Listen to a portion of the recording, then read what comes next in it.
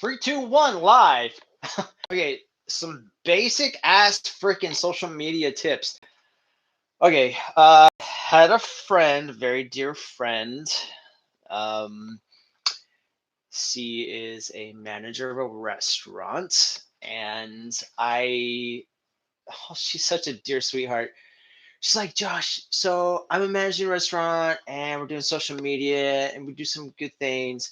And so what I've been doing is I've been staying active on social media and but it's not working. And I was like, okay. So I kind of had a feeling like what she probably wasn't doing.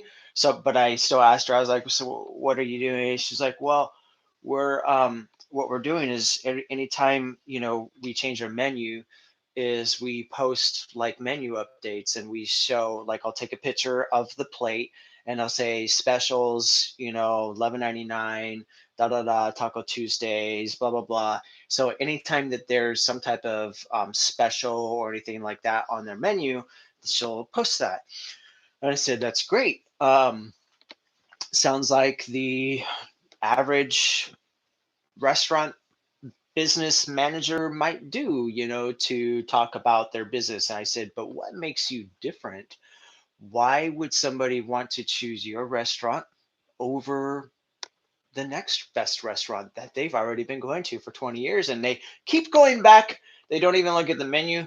They order the same thing 20 years over and over again. Why would they, they go to this restaurant for 20 years because they know Bob, they know Jan, and they're awesome and they feel safe when they go there because they know that that same exact plate is going to be exactly what they want. They know that they can walk in, they know what to expect, they know that it's going to be a fun and safe environment for them to have their date or to bring their kids into and to spend that $100, that hard earned $100 uh, on a meal that they definitely don't want to risk that $100 or that $50 or that $200 to go and spend it at a different restaurant. That's a big risk. And a lot of times, what you're seeing is in the restaurant industry is, and the reason why some of these really nice restaurants that have, you can be in and out for one person, you can get a really nice meal and a drink plus tip. You can be in and out of there for $30, right? And the managers are like, the owners are like, why the frick is Outback Steakhouse and Olive Garden, why are they loaded out the door with the weight? But our food's better. It's the same price. It's freaking better, man. And they're pissed, and I don't blame them. I'd be pissed too. But the reason why the line's out the door is because of consistency.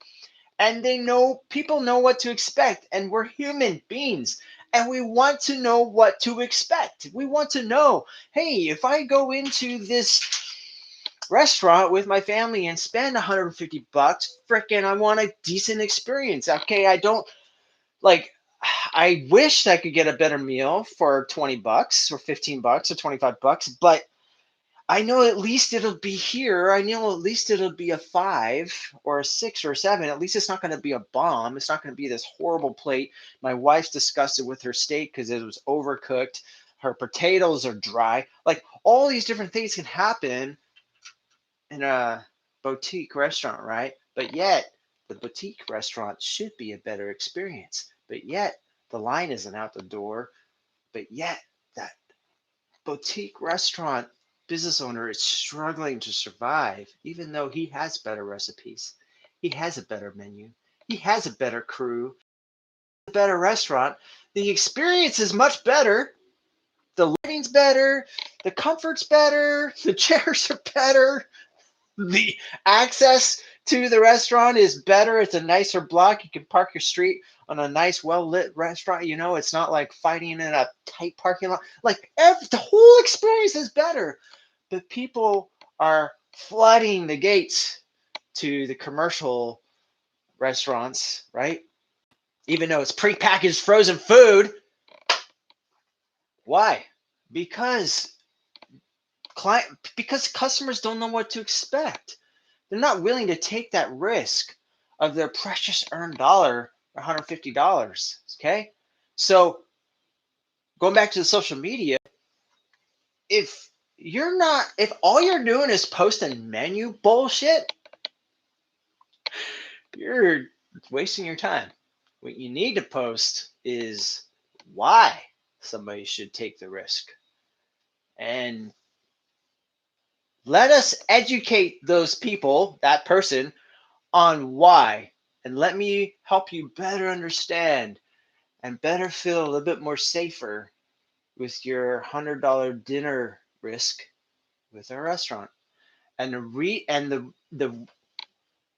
the best way for you to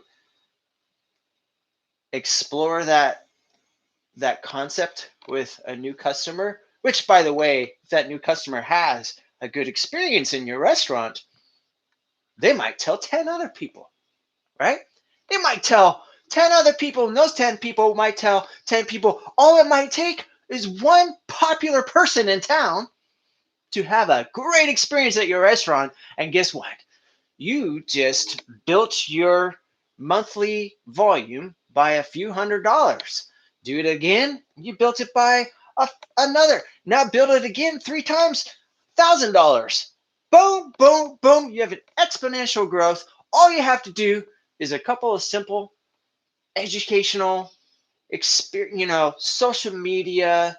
Like if you and this is now listen, there's word of mouth, and there's okay, you got your 10 people, and let's freaking provide an amazing experience. But we can't rely on those 10 people on your grand opening to spread the word of mouth.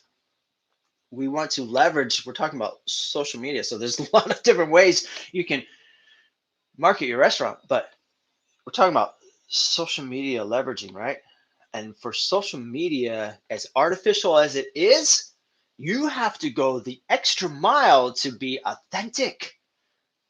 Posting images of your menu and your Taco Tuesdays and all of that is not authentic. That's bullshit commercial crap that people just scroll right through this. You just blew your 10, 15, $20 on boosting your post. You just blew it because people they don't give a shit. What people do care about is behind the scenes. They care about what kind of ingredients you're using in your meal. And is Chef Ken, how is he like? What's his personality like? When he cooks your steak, what's the process he's using? Why is he using this type of process? What makes it better than Olive Garden's? Is Ken a friendly cook? Is he cooking on a really nice stove? What temperature is he cooking it at? And why is he cooking it like this? Does it make it taste amazing? Probably so. Do you have to get a video post of your customer, your one and only customer, sitting down at the table eating that steak? No. But do you have to? You probably should video or take at least a picture and a story. Build a story of your restaurant. Build a story of your recipes, the story of why you cook the way you cook, the story behind Ken, your main chef, the story behind your servers, the story behind your bartender, why your bartender's drinks are freaking better than Olive Garden's drinks. Olive Garden's drinks aren't cheaper. In fact, they're just using the same exact commercialized recipes. There's no way they're going to pour over an ounce and a half of alcohol. There's no way. But guarantee that boutique restaurant, that bartender, he's going to bleed it out a little bit more. He's going to pour you a heavy drink if you want a heavy drink. Just saying.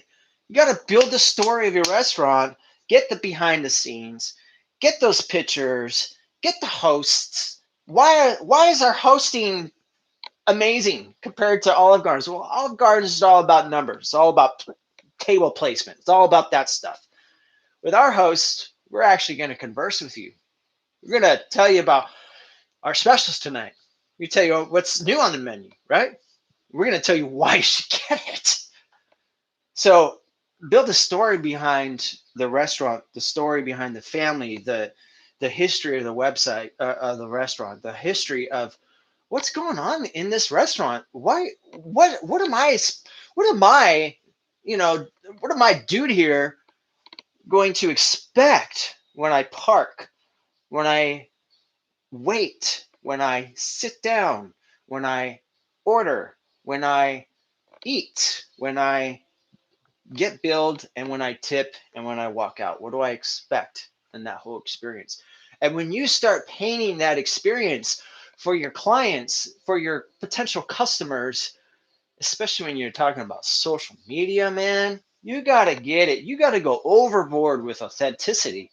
If you don't go overboard with authenticity, you've already lost the game. You're wasting your time, and you should not even be thinking about outsourcing your social media content, because guess what they're going to do? Monday specials. Did you do Happy Valentine's Day? Blah, blah, blah, blah, blah. Artificial plastic fantastic. Nobody wants to hear it anymore. So if you really want to win with social media pitch and angle on advertising for your restaurant, you have to be authentic. You have to have your story right. You have to make sure that you're not going overboard with authenticity, but you truly are authentic in everything that you're posting with your content on social media. Okay, so keep that in mind. All right, hope this helps.